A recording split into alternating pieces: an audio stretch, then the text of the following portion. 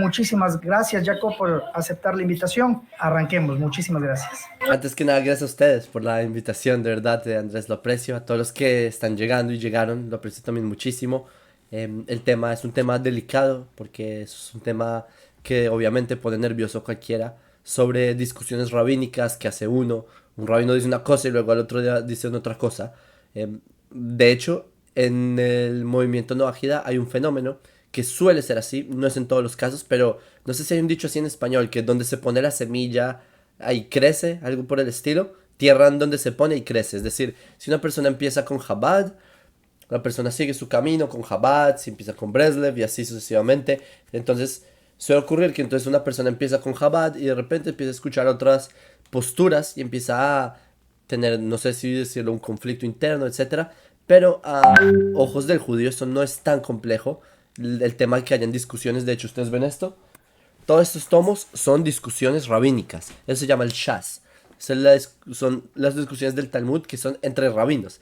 Todo el pensamiento alágico del judaísmo es en base a discusiones rabínicas. Es decir, si no hubieran discusiones rabínicas, no habría un judaísmo en el sentido ritual, no habría en el sentido práctico.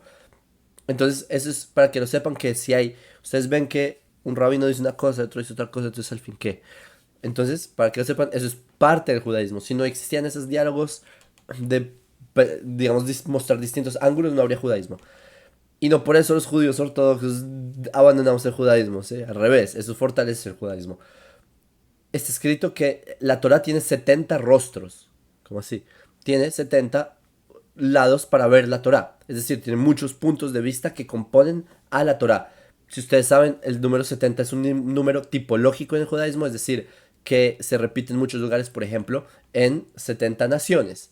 Es un ejemplo, es decir, 70 en verdad significa mucho, así lo explica Rabbi Saadia Gaon, que cuando ustedes escuchan 70 naciones, no es literalmente que hay 7 veces 10, sino es literal, sino que se refiere a muchas naciones.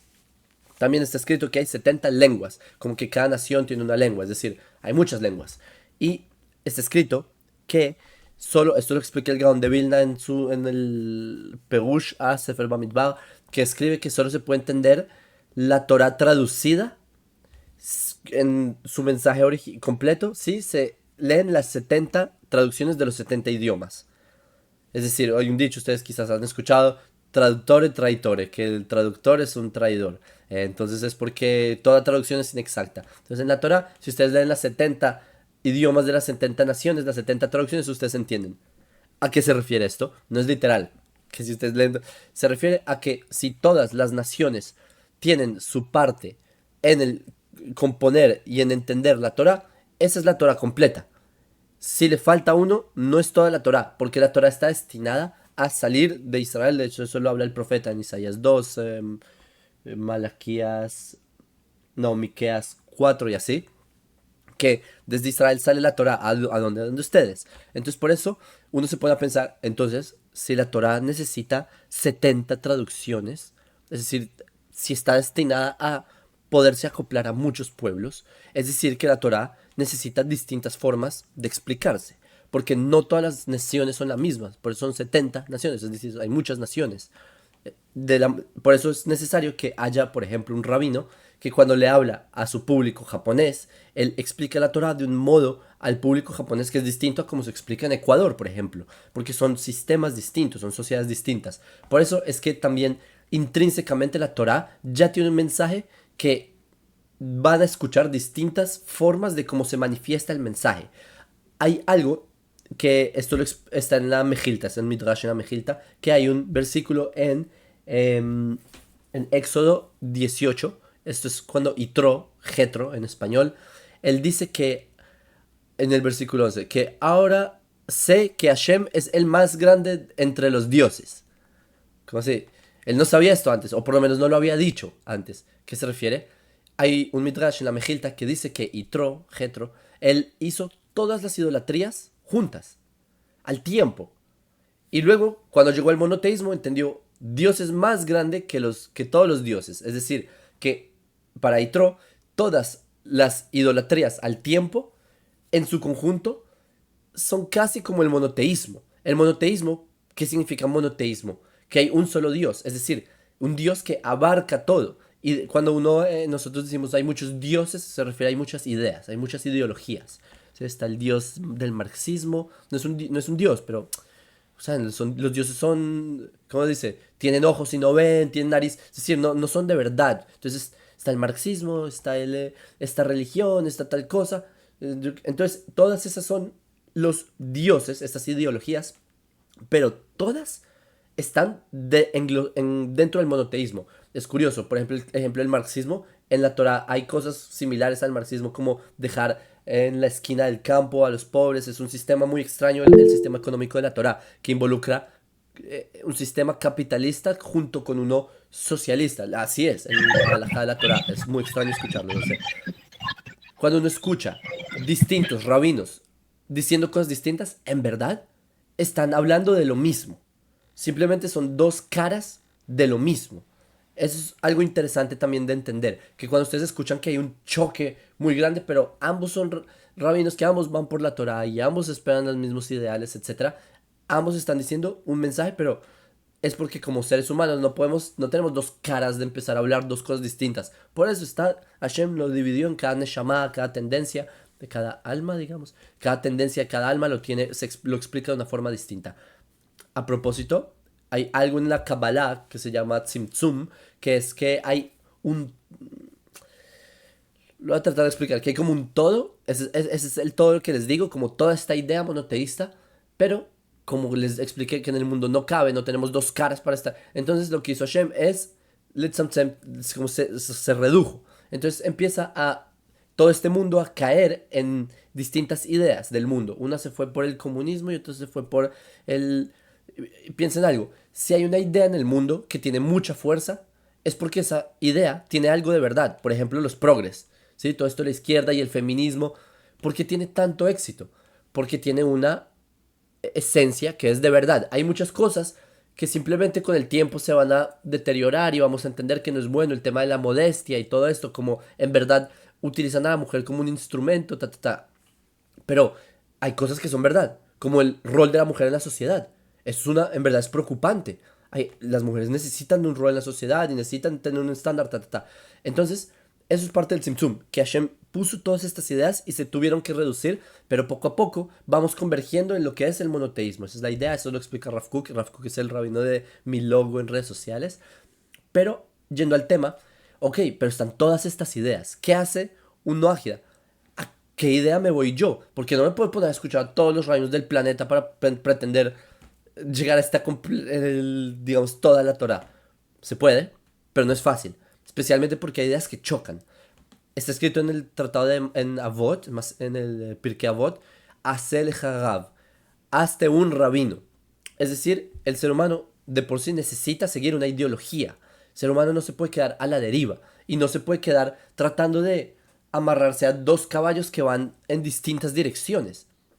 Necesita hacerse un rabino porque el ser humano sí necesita una forma en cómo se manifiesta. Ahora, si va afinando esa ideología hacia dónde ir, pues sí, puede que salte a otro rabino, etcétera, pero siempre y cuando vaya por el rumbo. Ahora, uno como sabe que los rabinos no se equivocan.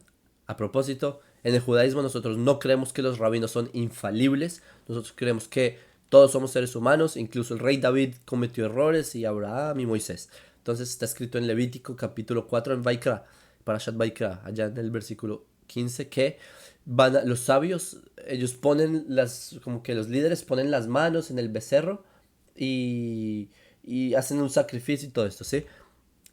Y esto lo hacen porque los mismos sabios pueden caer en errores. De ahí lo aprendemos, de ese versículo en Parashat Vaikra. Es decir, que también si ustedes escuchan discusiones entre rabinos, uno debe entender que tampoco es que sean infalibles ¿se me entienden? Eso quiero que si muchas personas tienen, este término lo he escuchado, por ejemplo, del Rav Groisman, una judeolatría, como tener como ídolos a ciertas figuras del pueblo judío. Yo creo que sí hay que apreciar la Torah y esto, pero recuerden que también existe ese cierto grado de no infabilidad. Me hice entender, lo traté de explicar de una forma no muy fuerte, ¿sí? De una forma no muy popular escuchar este tipo de cosas, pero toca decirlas. Y em, aún así, hay algo en el judaísmo que se llama Emunat Hajamim. Emunat Hajamim es como tener emuná en lo que dicen los Hajamim. ¿Qué significa esto? Les explico qué es Emunat Hajamim. Significa esto, que el ser humano tiene que esforzarse todo lo que pueda con sus propios métodos intelectuales y buscar y hacer para llegar a la verdad. Y cuando llega a sus límites intelectuales y ya no tiene más herramientas y no tiene nada más, y aún así el rabino, el sabio, no el rabino, me disculpan, el sabio, porque no quiero decir cosas muy pesadas, pero hay sabios y hay personas que se hacen llamar rabinos, ¿sí? Pero si un sabio dice algo, uno confía en que él tiene la lógica, pero uno necesita tratar de esforzarse en llegar a la lógica. Es decir, acá por eso yo quiero decirles que el esfuerzo está en ustedes. Cuando uno se pregunta, bueno, ¿a qué rabino sigo? Bueno, empiece por usted mismo, empezar a avanzar su nivel intelectual, sus herramientas de cómo llega a la información, de cómo tiene una visión crítica, de que todo esto son cosas muy importantes, de qué me importa en la vida, cuáles son mis metas como ser humano, y así ustedes se van a dar cuenta cuál es el rabino que deben seguir. Porque si uno no tiene ni idea qué es lo cuál es la esencia de uno como persona, entonces uno cómo sabe que ese va a ser mi rabino. Hacer leja, hazte un rabino para ti, leja. Entonces por eso ustedes tienen que esforzarse muchísimo. Hay un ejemplo de esto que escuché de Rav Shlomo Aviner, que es como, por ejemplo, si uno va a salir en barco, y en barco uno, ¿qué hace? Uno revisa de que en la antigüedad de que no hayan agujeros en el bote, porque si hay agujeros se inunda. Pero listo, ya, la persona revisó que no hay agujeros, hasta ahí no puede hacer más. Si llega a chocarse contra un iceberg, eso ya es otro tema. Uno no tiene control sobre que hay un iceberg en el camino. Uno tiene control sobre remar, sobre estar pendiente. Entonces, es algo así es a lo que me refiero. Que ustedes tienen que esforzarse lo más que puedan en avanzar. El judaísmo no es... Ustedes son parte del judaísmo a propósito, ¿sí? Ustedes no son judíos. Los noajidas no son judíos, sino que siguen parte del judaísmo. Son parte del judaísmo porque los noajias es un concepto que se desglosa del judaísmo. Y en el judaísmo, les digo, no tenemos un método de echarse en los laureles a que el rabino me haga la tarea. Así no funciona el judaísmo. El judaísmo, la persona se esfuerza, piensa, avanza, y por eso es que el mundo se hace mejor. Porque si la persona entiende que bajo su mérito puede hacer un mundo mejor, puede hacerse el mejor, avanza. Por eso es que, si ustedes ven, hay discusiones entre rabinos, traten de entender, traten de centrarse. Y existe algo en hebreo, una palabra que se llama mahloket. Mahloket es como discusión. En el judaísmo les dije, todo esto está lleno de mahloket, de discusiones entre rabinos, pero hay dos tipos de mahloket. Mahloket leshem shamaim y mahloket lo leshem shamaim. Que es mahloket como discusión, que es en nombre de Hashem, es decir, por llegar a la verdad, como en las discusiones entre Hillel y Shammai, que ellos discutían para llegar a la verdad. Es un tipo de mahloket. Pero hay mahloket que no es como leshem shamaim, como por ejemplo Korach, Coré en español, que él discutió con Moisés por temas de prestigio y de honor, no por tema de en verdad buscar a Hashem. Entonces es un tema importante y en verdad, al fondo de cuentas, a pesar de que sí, el judaísmo se basa mucho en el mahloket, mi última enseñanza aquí para cerrar rápido es que el mahloket no es bueno. No es bueno que haya mahloket, no es bueno que haya discusión. Al fin de cuentas, nosotros consideramos que es producto del exilio, es porque no hay un Sanedrín, que hay mahloket, y con Bezrat Hashem, cuando haya un Sanedrín y también Sanedrín no ágida, no sé si sabían que Bezrat Hashem habrá Sanedrín no ágida y tribunales no ágidas, cuando ya haya una cosa mucho más, digamos, profética y esto, se supone que no habrá mahloket, porque ya va a ser ese mundo monoteísta en donde todas las ideas convergieron y ya está muy claro para todos cuál es la verdad. Algo así, y bueno, hasta acá, espero no haber sido un poco fuerte con cosas que dije. Muchas gracias, Jacob. Pedro, por favor, su intervención.